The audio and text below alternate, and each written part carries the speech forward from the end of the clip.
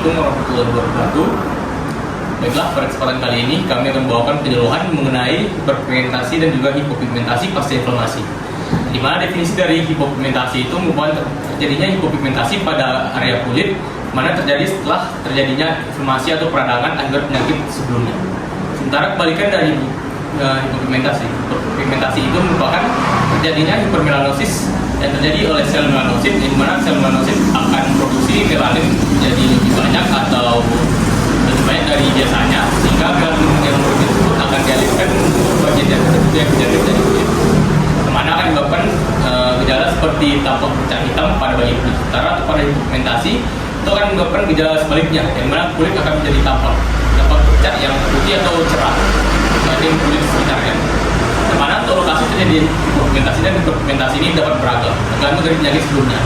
Kemudian hiperpigmentasi ini dapat terjadi pada bagian baik daripada regio wajah atau facialis, pada bagian badan atau bagian regio korpus, dan juga pada regio lainnya tergantung dari penyakit sebelumnya. Kemudian etiologi dari hiperpigmentasi dan hipopigmentasi. Dari hiperpigmentasi itu biasa disebabkan karena adanya produksi melanin yang meningkat, baik karena adanya penyakit dermatologi, kemudian ada tindakan yaitu tindakan.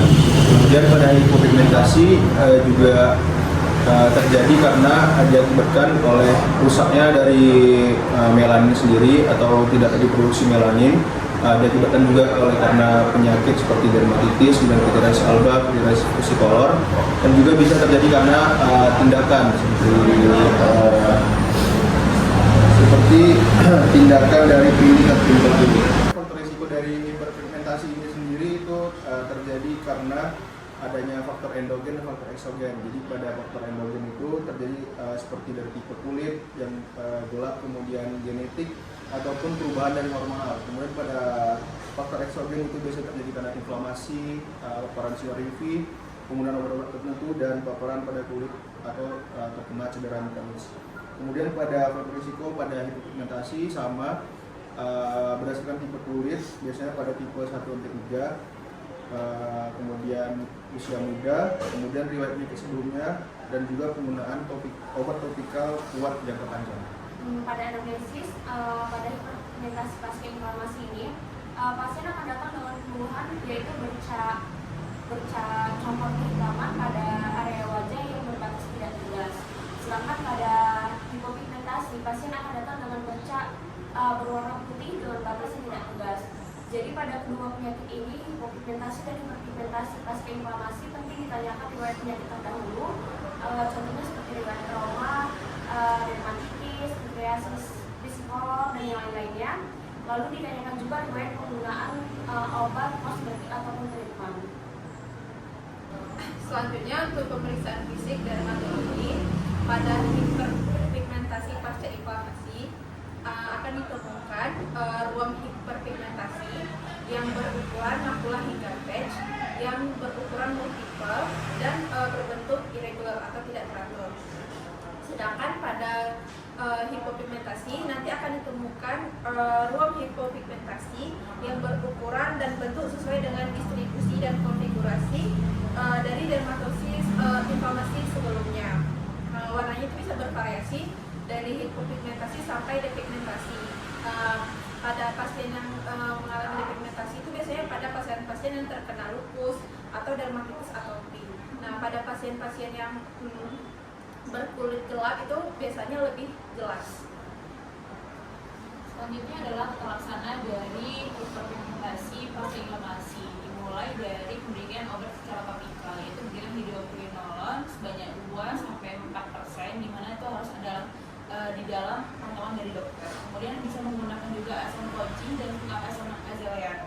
Kemudian pemberian vitamin C topikal juga bisa berpengaruh. Kemudian untuk sistemiknya biasanya pasien dianjurkan untuk minum vitamin C. Kemudian pada pemberian tata laksana pada hipopigmentasi itu diberikan secara topikal, yaitu diberikan corticosteroid medium pamel yang diberikan 2 kali sehari. Itu contohnya adalah diamiprolon acetonide itu 0,025, bisa diberikan topikal juga. Kemudian itu diberikan ketika terjadi inflamasi. Kalau tidak terjadi inflamasi diberikan takrolimus topikal sebanyak 0,1%. Itu saja. Baik, untuk pelaksanaan farmakologinya, baik hiperpigmentasi maupun hipopigmentasi pasca inflamasi, pertama kita berikan pemberian tabur surya SPF 40 sampai 50. Selanjutnya, hipopigmentasi pasca inflamasi bisa kita anjurkan untuk melakukan terapi penyelesaian untuk mengembangkan keratinosit pigmen pada si mesinnya. Bisa juga kita lakukan ke demoderasi pada si hipopigmentasi pasca inflamasi. Untuk hipopigmentasi pasca inflamasi bisa kita anjurkan pasien yang untuk melakukan kerasan untuk menimbulkan pigmen pada si kulit yang terkena penyakit. Selanjutnya ya edukasi pada pasien hiperpigmentasi dan juga hipopigmentasi. Pada edukasi pada pasien hiperpigmentasi pasca inflamasi itu bisa kita edukasikan bahwa pasien ini harus menggunakan perlindungan berupa tabir surya setiap kali keluar saat terpapar sinar matahari. Lalu selanjutnya bisa kita edukasikan juga untuk tidak mengecek ataupun memegang jerawat, misalnya apalagi dalam kondisi tangan yang tidak bersih, dan juga hindari menyentuh wajah yang secara berlebihan. Lalu selanjutnya bisa kita katakan juga pada pasien untuk tidak menggunakan kosmetik yang bersifat kasar ataupun keras pada wajah yang bisa memicu terjadinya hiperpigmentasi maupun hipopigmentasi. Lalu kita bisa edukasikan terkait penggunaan obat. Bila diresepkan obat oleh dokter, harus diedukasikan cara pemakaiannya sesuai dengan anjuran dokter. Lalu kita edukasikan terkait pola makan yang sehat dan juga hindari stres serta tidur yang cukup. Lalu pada hipopigmentasi kita edukasikan pada pasien bahwa penyakit ini tidak menular, dan juga untuk prognosisnya sendiri dari hiperpigmentasi maupun hipopigmentasi itu dapat sembuh seiring berjalannya terapi, dan disarankan untuk selalu rutin untuk berobat, dan jika keluar tidak membaik bisa dirujuk ke spesialis kulit. Mungkin itu saja untuk kebutuhan terkait hiperpigmentasi pasca inflamasi dan hipopigmentasi pasca inflamasi. Terima kasih. Assalamualaikum warahmatullahi wabarakatuh.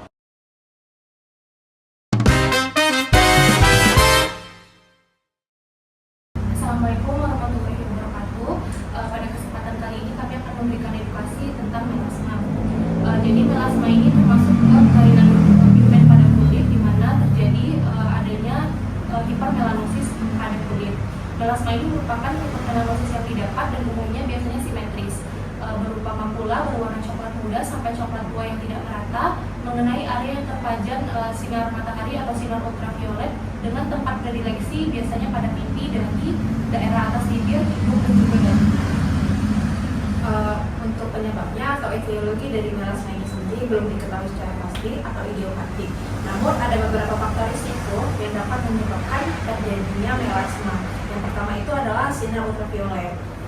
Yang kedua itu karena hormon, biasanya ada hormon estrogen, progesteron, dan melanin stimulasi hormon. Yang ketiga bisa juga disebabkan oleh obat-obatan seperti diphenylhydration. Yang keempat bisa juga terjadi karena genetika atau keturunan dari orang tua atau keluarga.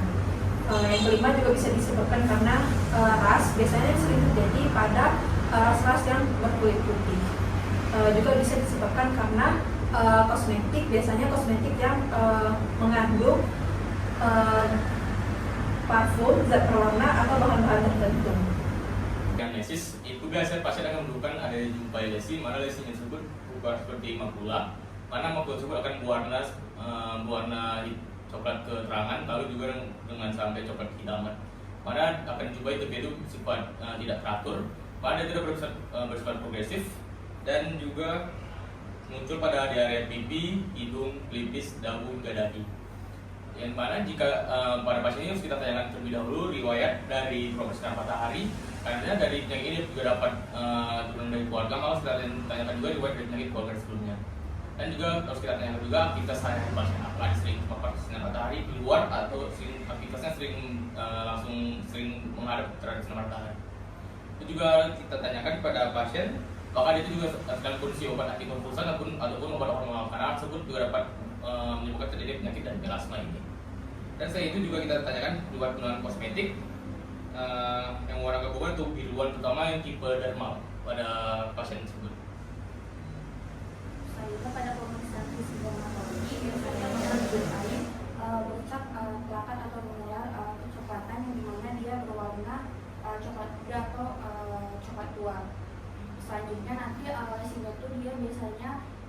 erratis, irregular, dan berbatas tegas.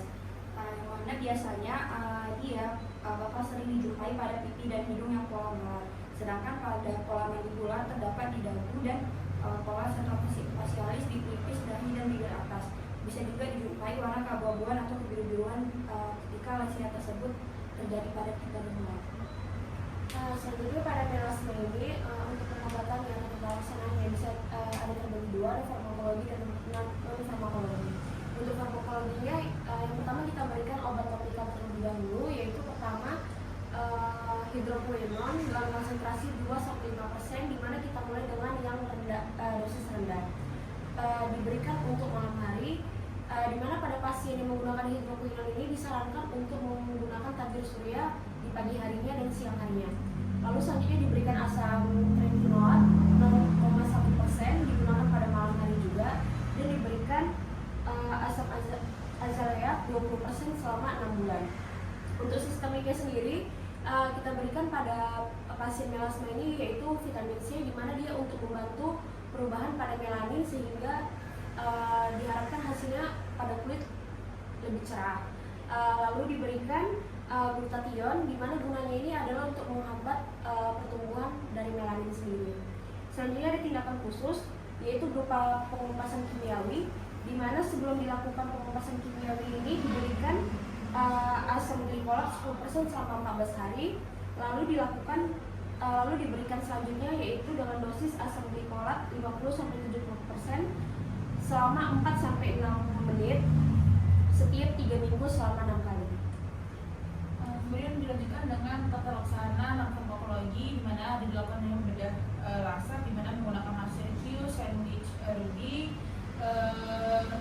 atau laser argon. Kemudian diberikan chemical peel kombinasi dari asam koji, asam salisilat, dan tetraenoin dan asam glikolit. Kemudian microneedling ini sendiri digunakan untuk membuat kulit ini yang dalam dari bentuk dosis yang sangat untuk memicu respon penyembuhan dari si melasma sendiri.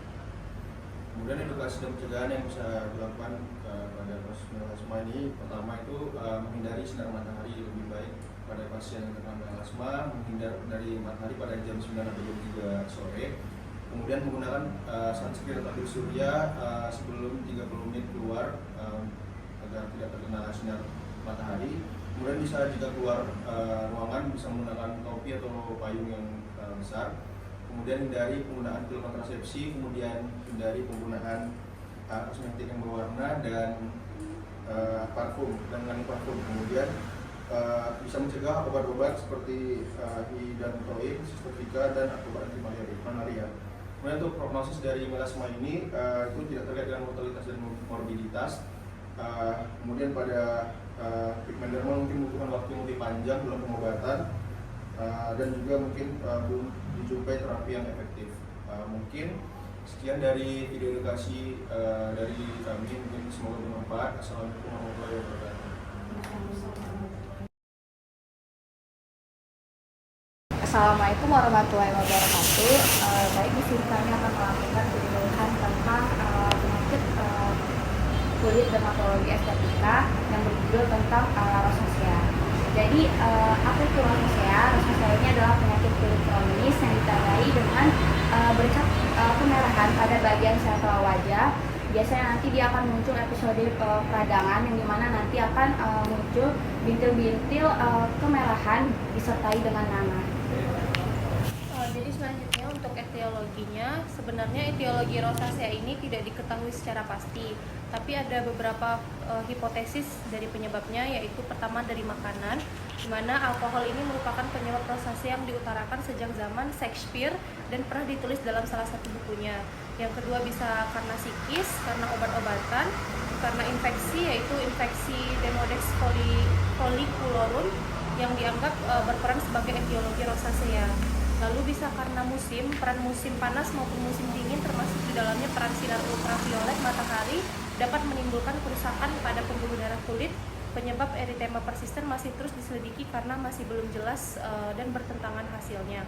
Lalu ada juga peran imunologis dan ada peran lainnya.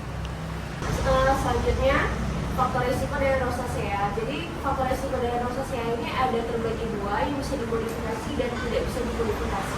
Contoh dari faktor yang risiko bisa tidak bisa dimodifikasi itu contohnya adalah faktor genetik, jenis kelamin, yang mana umumnya rosacea ini terjadi pada wanita.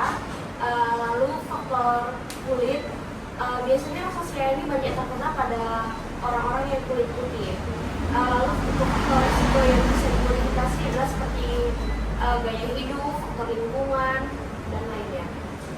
Kemudian selanjutnya predileksi dari kasus rosacea ini biasanya terjadi di bagian sentral wajah, yaitu pada hidung, pipi, dagu, kuning, dan alis.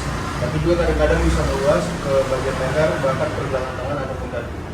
Pada bagian anamnesis, biasanya pasien akan mengeluhkan itu berupa lesi dan lesi eritema atau warna merah. Yang biasanya akan disertai dengan adanya jumpai papul dan juga pustul. Nah, pada papul pustul tersebut juga akan dijumpai berupa rasa nyeri, mana rasa itu dapat rasa nyeri seperti rasa terbakar dan juga menyengat. Lalu selain itu biasanya jika ditanya kepada pasien juga akan mengaku bahwa dia itu memiliki riwayat sering terkena cahaya matahari, terus suka makan makanan pedas yang berkuah, dan juga biasanya ada memiliki riwayat biasa merokok ataupun minuman alkohol. Nah, lalu jika dilakukan pemeriksaan fisik pada pasien atau penderita, itu akan dijumpai berupa lesi, mana lesi itu akan lesi patch erytem, dan juga papul dan pustul. Nah, dimana biasanya lesi tersebut akan dijumpai pada area regiofasial, yang mana lesi tersebut dapat dijumpai dengan lokasi itu secara bilateral, jadi dapat dijumpai pada sisi kanan juga kiri pada wajah. Lalu jika semakin parah, itu dapat menyebar hingga bagian dagu, leher, dan juga bagian dari leher tersebut. Selanjutnya untuk pengobatannya bisa diberikan sesuai dengan penyebabnya. Misalnya untuk obat tadi bisa diberikan secara topikal terlebih dahulu, yaitu bisa kita berikan erythromycin atau metronidazole yang bagus untuk lesi papul dan pustul. Selanjutnya, apabila jamur bisa diberikan ketoconazole atau imidazole. Lalu antiparasit untuk membunuh demangolut, misalnya inganet, inmagitat atau benzoyl-benzoate. Juga bisa diberikan kortikosteroid obat yang rendah seperti hidrokortisone.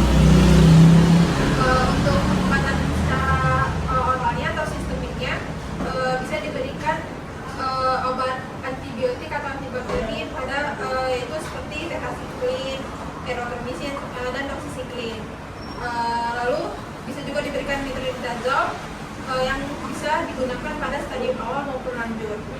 Selain itu untuk dan farmakologinya bisa kita pakai sunblock SPF 15. Lalu bisa juga kita menghindari diet, rokok, alkohol, kopi, dan makanan-makanan pedas yang dapat mengurangi rangsangan terjadinya kemerahan tersebut. Selanjutnya adalah edukasi untuk pasien-pasien yang mengalami rosacea ini sendiri, yaitu dimulai dari pencegahan terhadap faktor risikonya. Contohnya makan makanan pedas, kemudian berada di suhu ekstrim seperti suhu tinggi panas atau suhu dingin, kemudian ada riwayat penggunaan alkoholnya dikurangi. Kemudian harus menggunakan tabir surya setiap hari. Kemudian setelah menggunakan tabir surya setiap hari, yaitu adalah penggunaan atau obat-obatan juga yang terus menghindari penggunaan sabun yang bersifat iritan, contohnya yang seperti yang banyak pewanginya. Terima kasih untuk penyuluhan mengenai rosacea ini. Assalamualaikum warahmatullahi wabarakatuh. Assalamualaikum warahmatullahi wabarakatuh. Baiklah, di sini kami akan melakukan penyuluhan kesehatan tentang alopecia androgenik. Jadi apa itu alopecia androgenik? Jadi definisi dalam alopecia androgenik adalah penipisan atau kerontokan rambut yang ditandai oleh progresif dari rambut terhadap hormon androgen maupun hormon dihidrotestosteron. Dari progresivitas itu molekulur rambut akan semakin menipis, semakin mengecil, dan akhirnya berhenti bertumbuh. Kemudian untuk lokasi dari alopecia androgenik ini pada pria itu biasanya dimulai dari sisi dahi hingga ke puncak kepala atau vertex. Kemudian pada wanita itu penyebarannya difus, kemudian biasanya terjadi pada puncak kepala dan pada garis depan rambut tetap terjaga. Selanjutnya adalah etiologi dan juga faktor risiko dari alopecia androgenetik, di mana alopecia androgenetik ini disebabkan karena adanya interaksi antara faktor genetik dan juga hormon androgen.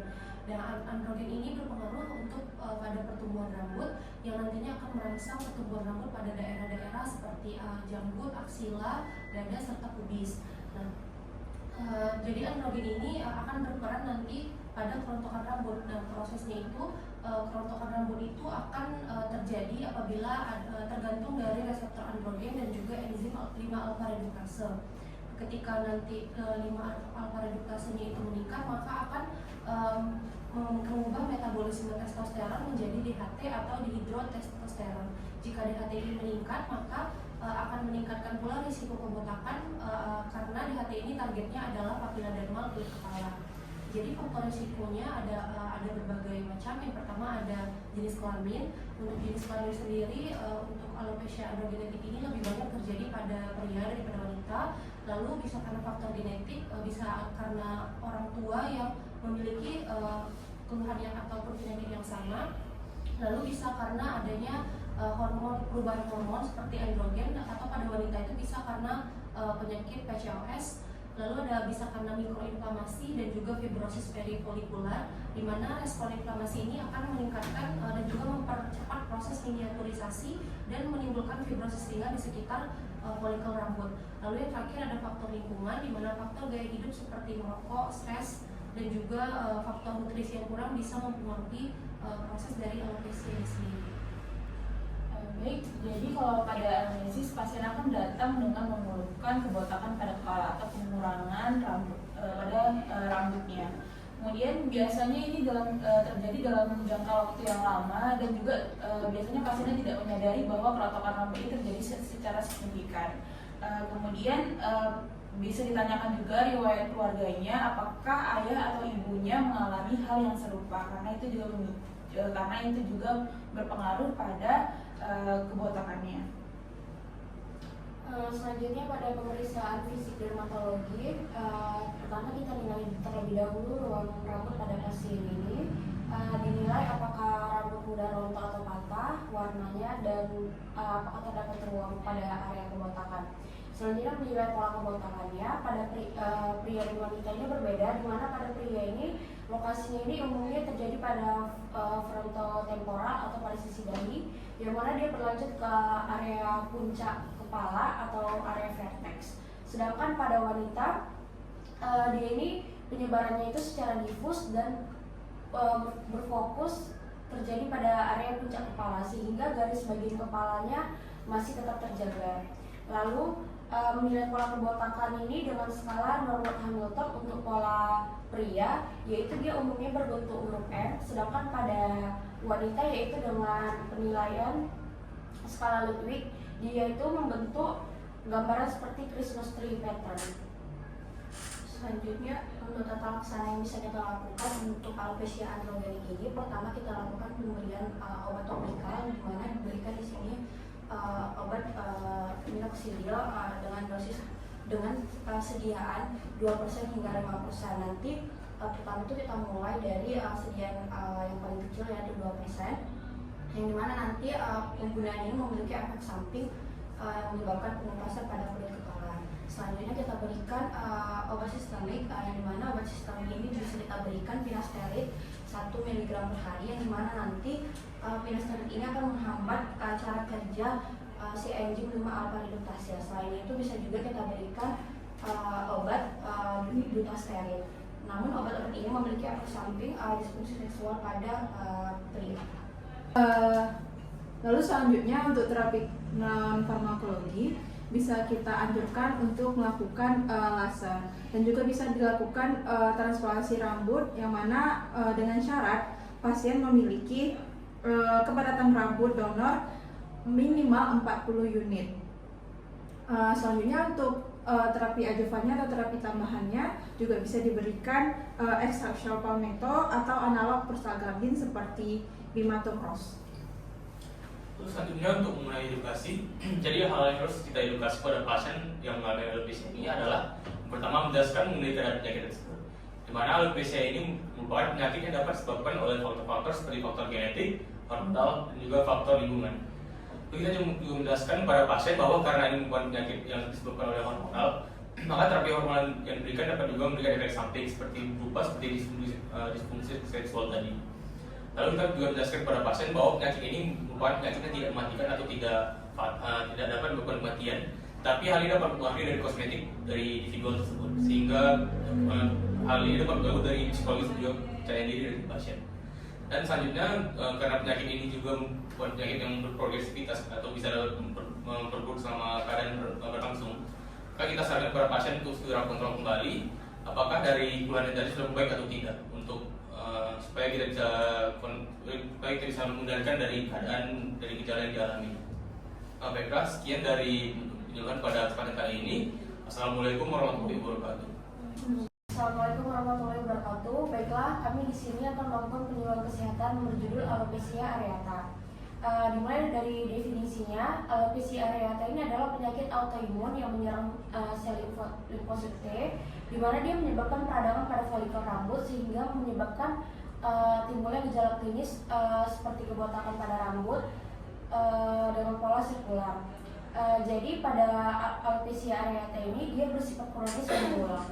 Untuk lokasinya sendiri ini, alopecia areata paling sering terjadi di lokasi pada area rambut kepala, namun juga bisa terjadi pada daerah janggut, alis, dan area rambut pada genital. Untuk etiologi dan faktor risikonya sendiri dimulai dari etiologi, yaitu penyakit autoimun dia yang dimediasi oleh sel limfosit CD8+, di mana dia mengekspresikan reseptor natural killer. Di mana faktor risiko sendiri belum banyak yang mengetahui faktor risikonya, tapi biasanya dijelaskan berhubungan erat dengan reaksi autoimun. Kemudian biasanya dipacu oleh beberapa faktor, contohnya genetik, epigenetik, fisik, emosional, stress out, dan faktor lingkungan di sekitarnya. Selanjutnya adalah anamnesis, di mana pasien umumnya mengeluhkan rambut rontok yang terjadi secara tiba-tiba atau mendadak, yang bisa terjadi dalam beberapa hari atau beberapa minggu. Selain itu bisa kita tanyakan juga keluhan tambahannya seperti apakah ada disertai rasa gatal atau rasa nyeri, dan biasanya pada alopecia areata ini tidak disertai dengan rasa gatal maupun nyeri, ataupun tidak ada juga kelainan pada kulit kepala. Nah, jadi kerontokan itu biasanya terjadi tadi pada lokasi tertentu seperti kulit kepala, janggut, alis, atau bagian tubuh yang lain yang berambut.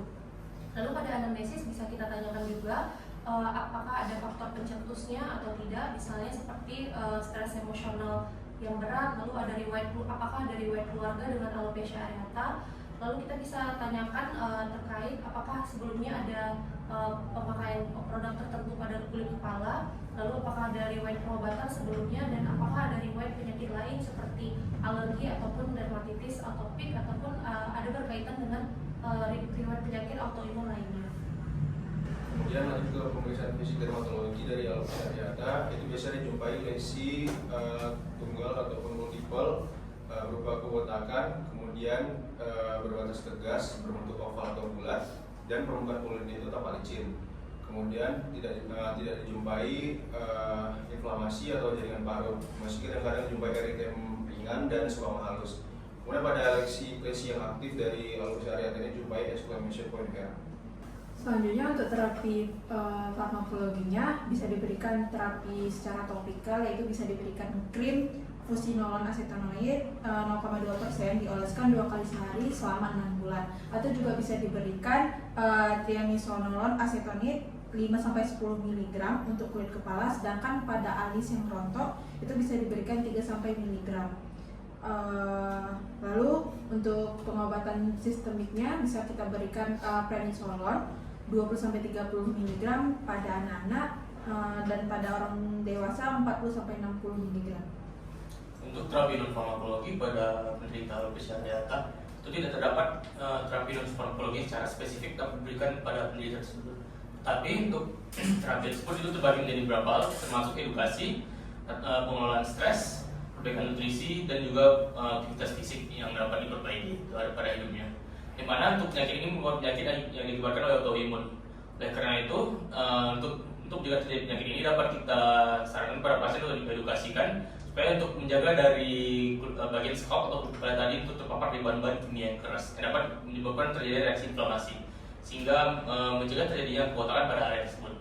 Dan juga dapat kita sarankan pada pasien untuk memperbaiki nutrisinya itu dengan mulai mengkonsumsi hal-hal seperti yang makanan kaya protein, kaya vitamin D, juga kaya zinc dan juga zat besi. Itu juga dapat kita sarankan pada pasien untuk mendukung dari estetikanya dengan kita menyarankan untuk memakai wig supaya untuk memperbaiki dari keadaan psikis tadi supaya tidak mengganggu dari keadaan psikologisnya karena dari alopecia areata ini.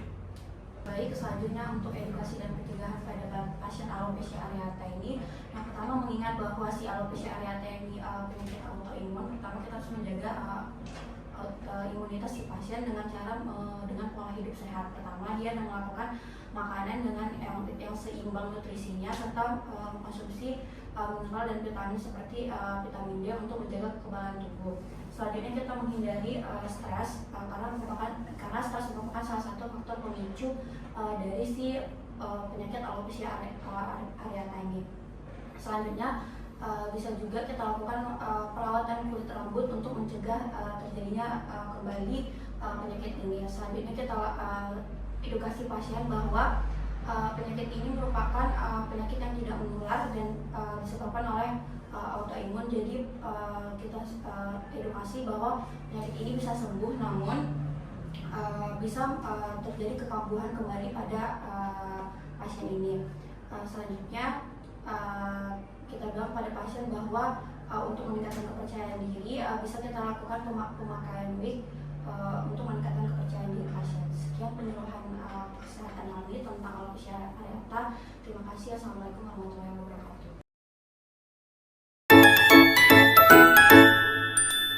Assalamualaikum warahmatullahi wabarakatuh.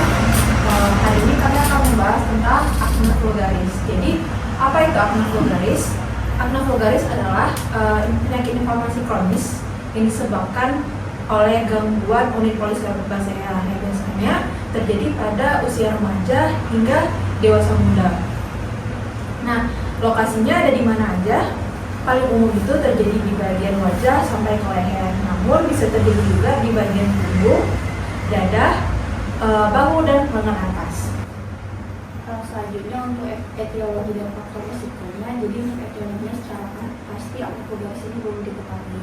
Namun ada beberapa faktor pemicu untuk terjadinya acne vulgaris. Ada faktor intrinsik sama faktor ekstrisik. Faktor intrinsik ini adalah faktor yang tidak bisa dapat diubah, contohnya genetika. Biasanya dia memiliki riwayat keluarga yang mengalami acne vulgaris dan beberapa faktor seperti usia, ras atau hormonal. Sedangkan faktor ekstrinsik itu ya faktor dari luar, yaitu faktor yang bisa diubah. Itu biasanya seperti kayak diet, di mana dia biasanya sering makan makanan yang berlemak atau makanan yang cepat saji seperti junk food. Bisa juga disebabkan oleh paparan sinar matahari, terus suhu yang lembab. Bisa juga dia disebabkan oleh faktor hormonal dan yang lain-lain. Untuk anamnesisnya sendiri, biasanya pasien pada acne vulgaris ini datang dengan keluhan biasanya bintil-bintil, di mana bisa disertai dengan eritem. Umumnya itu yang bersifat eritem itu atau kemerahan biasanya pada acne vulgaris yang tipe sedang sampai ke berat. Juga pada acne vulgaris ini sering datang karena dengan ciri khas bintilnya itu sudah disertai puskul atau yang berisi nanah. Lalu dijumpai juga riwayat kebiasaan yang buruk seperti hygiene yang buruk, terus makan makanan berminyak dan lainnya. Nah, dalam untuk melakukan pemeriksaan fisik pada penyakit acne vulgaris ini, kita dapat melakukan inspeksi pada bagian dari ringul facialis, tepatnya pada bagian bukal maupun pada bagian viscera maupun dextra, yang dapat menjalar hingga sampai ke bagian dari mandibularis. Nah, jika kita lihat daripada inspeksi pada bagian tersebut, itu dapat dijumpai lesi berupa seperti lesi macular eritem yang dapat disertai dengan papul dan juga pustul. Nah, untuk dari bagian derajat dari acne vulgaris ini dapat bagi menjadi tiga, yaitu ada ringan, sedang dan berat. Di mana hal tersebut ditentukan dari banyaknya jumlah lesi seperti yang mana pada ringan itu pada lesi ringan itu dijumpai di mana untuk jumlah komedo itu di bawah 20, jumlah lesi inflamasi di bawah 15, dan dengan total lesi itu dapat dijumpai sekitar di bawah 30 total lesi. Sekarang untuk pada AV sedang itu pada untuk jumlah untuk jumlah lesi dari komedo itu dapat dijumpai dengan jumlah 20 hingga 100. Untuk jumlah lesi inflamasi dapat dijumpai sekitar 15 sampai 50. Dan untuk total lesi dari semua keseluruhan tersebut dapat dijumpai dengan jumlah sekitar 30 sampai 125. Sementara untuk pada EV yang berat itu dapat dijumpai untuk komedo itu lebih dari 100. Untuk total dari lesi inflamasi dari 50, dan untuk total dari keseluruhan lesi tersebut dapat dijumpai lebih dari 125. Di mana pada EV dengan sedang hingga berat itu dapat juga dijumpai lesi berupa seperti terjadinya hiperpigmentasi. Jadi selanjutnya untuk penata laksanaan epidemiologis ini bisa kita gunakan penata laksanaan farmakologi yang pertama. Nah, untuk farmakologi terbagi menjadi dua, ada yang sistemik dan juga topikal. Nah, jadi untuk penata laksanaan epidemiologis ini diberikan sesuai dengan grade-nya atau dengan derajatnya. Di mana untuk derajat ringan biasanya kita akan memberikan secara topikal terlebih dahulu, bisa diberikan retinoid topikal yang digunakan pada saat malam hari dan digunakan benzoin peroxide pada pagi harinya, dan tidak boleh digunakan dalam waktu yang bersamaan. Nah, selain ada retinoid topikal dan benzoin peroxide, kita juga bisa memberikan adanya terapi sistemik tadi, di mana syarat untuk pemberian terapi sistemik tadi jika lesinya sudah luas dan juga memang derajatnya yang berat ataupun sedang, bisa diberikan antibiotik topikal berupa erythromycin ataupun clindamycin ataupun doxycycline, dan juga bisa dikombinasikan dengan retinoid topikal dan juga benzoil peroxide.